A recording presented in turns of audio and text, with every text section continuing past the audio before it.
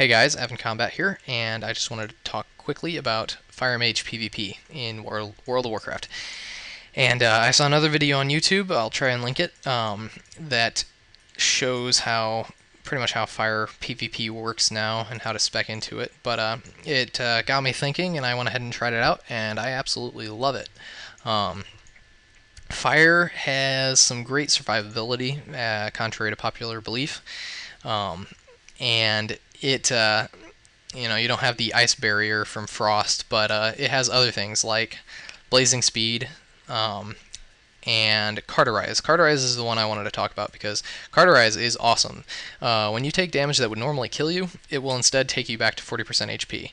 And you'll burn for that for 6 seconds, which takes you down pretty low. Might even kill you. But you will burn for that damage that you get back. To counter this, you want to Ice Block. And as soon as Carterize comes up, if you Ice Block, it will remove the burning debuff. So that's a great way to get pretty much a free 40% HP out of Carterize. Another thing I wanted to talk about is Dragon's Breath. Dragon's Breath is awesome. It is a great talent. It's been around for a long time. I think that was in beta even. Anyway, it's great for immobilization and just generally screwing up your opponent.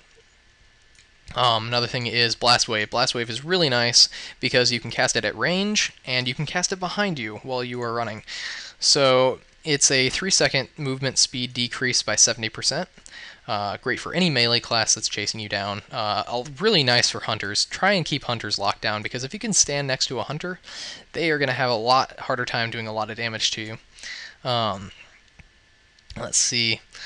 Also, you've got, let's see here, Living Bomb. Living Bomb is a very high damage item. I did not go fire to get survivability in any way, shape, or form. I got it for the damage, and it definitely delivers. I don't know if you can see this recount thing in the video or not, but that's 530,000 damage, and I did that in 30 seconds. So it is very high damage if you know how to use combustion correctly, and I will go over that in just a moment. But Living Bomb, basically keep Living Bomb up all the time. Let it tick off and to get the extra fire damage. But as soon as it's off, put it back on. It's a lot of damage. Alright, Ignite. Ignite is a very important talent because it allows your non-periodical spell damage to crit. So whenever you get a crit, it puts an additional dot on the target for 40% of the damage of the crit. So if you get a 20k Pyroblast crit, that's going to be an 8,000 damage dot. And while 8,000 damage in itself is not a whole lot of damage, it plays in greatly to our next thing, which is Combustion. Combustion is a very, very strong talent, and what makes it so strong is the following. I am Fire Frost, as you can see here, and I went into the Shatter spec, pretty common to Fire, and the alternative to that is going Arcane for improved Blink, but that's not as good, in my opinion. I don't like it because you cannot do the following thing that I'm going to show. Basically, when you engage the target, Frost Nova them, and then cast Scorch, and immediately as soon as Scorch goes off, hit Fire Blast, because they will both crit off of your Shatter. Shatter allows you to do an additional 20% critical strike damage, or have an additional 20% critical strike on frozen targets. So you're pretty much always going to crit with Scorch and Fire Blast. Also, crit is very important to this spec if you have not already seen that. Crit allows you to get your Hot Streak off, which Hot Streak is what allows you to get instant cast Pyroblast. 2 non-periodical damage crits in a row equals a awesome instant cast Pyroblast. So that's great. So anyway, Frost Nova, Scorch, Fire Blast, and before you use your Pyroblast, go ahead and Cone of Cold them, because that will guarantee Pyroblast to crit. So your Pyroblast goes off. If you really want to go all out, before you Cone of Cold them, hit them with like Flame Strike. That's an additional dot, but it's not that big, so I wouldn't worry about it too much. But so anyway, Cone of Cold, Pyroblast, then hit Combustion. If you're doing this to a healer, I highly recommend counterspelling them after that, because that's 4 seconds they can't do anything. And as soon as counterspell wears off, Dragon's Breath. You can pretty much rape a healer using this almost every time.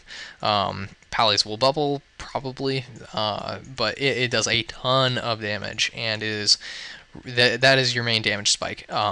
Other than that little rotation, there really is no rotation for fire.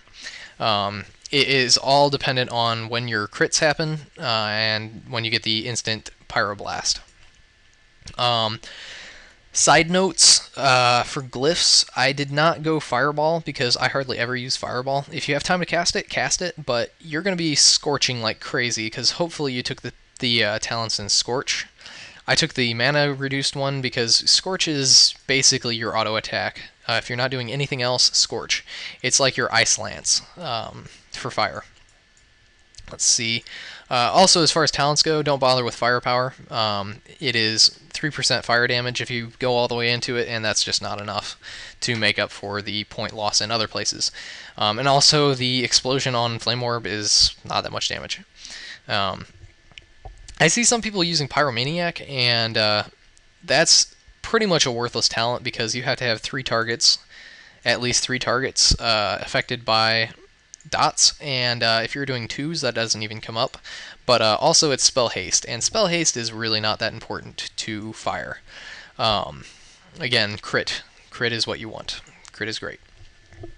If I had another point to put in Molten Fury, I would, but I used it instead for Cone of Cold.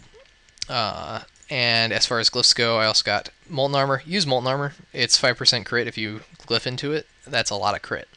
If you need mana, go ahead and drop Mage Armor. It's not that big of a decrease while you're getting your mana back, and allows you to keep casting. Frost Armor if you're getting really beat up. And then I also went Pyroblast because it gives the crit, gives the extra crit to the Pyroblast. Majors, polymorph because you're going to have dots on the target, so if you want to polymorph them, you're going to want those dots off. Evocation is basically your only other healing ability other than Cauterize, so that's 40% of your health along with your mana. So if you get the chance to use that in a pinch, go ahead and use it. And then also invisibility because it's nice to screw people up who think they know where you're going to be when you're invisible. As far as minors go, the only one I would say is a must would be Conjuring, because if you're in a PvP situation where you need a mana gem immediately, it cuts the cost in half, and that's a pretty high cost. It's usually like 12k, but that allows for quick mana gem on the fly. Brilliance is nice because you can go ahead and if that gets dispelled or spell stolen or something, you can get it back pretty cheap. And then Slow Fall for World PvP, but other than that, if you want to throw Monkey in there or Penguin, go for it. That just about covers it, I think. I've really enjoyed this, and again, I'll try and link the original video. Oh, one other thing, Mage Ward is really helpful. Use it when you're fighting warriors too, because they'll spell reflect you, if they know what they're doing. And but use it when you're fighting anything that casts any sort of spell. That's pretty much it. So go ahead and rate and comment, and let me know what you think. And I will attempt to do more videos like this, but I am using my friend's computer because mine cannot handle the sheer awesome power of World of Warcraft. And it sucks. So I will see you guys next time.